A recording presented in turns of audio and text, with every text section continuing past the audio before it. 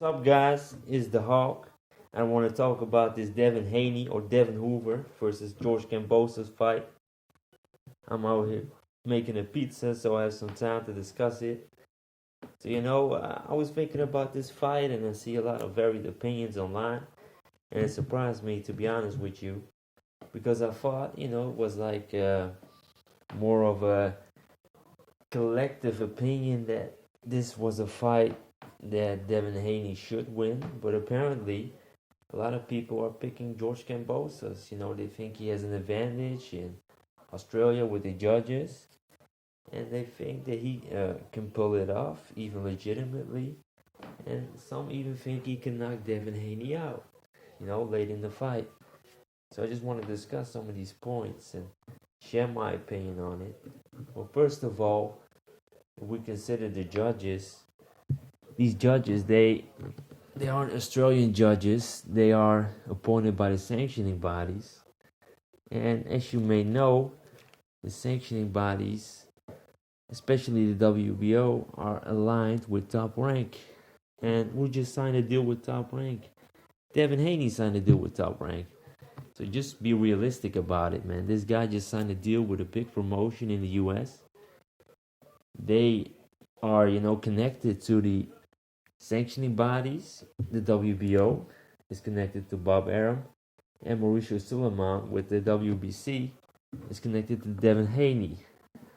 Suleiman has expressed in the past that he and the WBC at large, always protected Haney since the amateurs. That's basically what he said. Those were his words. So if you take his words, out of his mouth and you apply it to this situation, then why would they not keep protecting him as they've been doing so? So I don't think George Kambosos has an advantage here. I don't think so. And frankly, even if he did, I think the stylistic matchup doesn't favor George Kambosos. I think that George Kambosos has struggled in the past with fighters who use good movement, use their feet a bit, lateral movement, and fighters that have good jabs that could keep him at bay. And this is exactly what Haney brings to the table, essentially, right? Because Haney likes to play it on the outside. He likes to punch shot from the outside. He likes to move a bit laterally. He loves to popping the jab in your face. So I think this fight is pretty straightforward, to be honest with you. I think that George Kambosos, he struck the jackpot with Teofimo Lopez that night. I think Lopez was not the fighter that he was before. And I think there was something wrong with him, both mentally and physically. He fought very emotional. He fought like an emotional fag, He's coming out in the first round trying to take George's head off.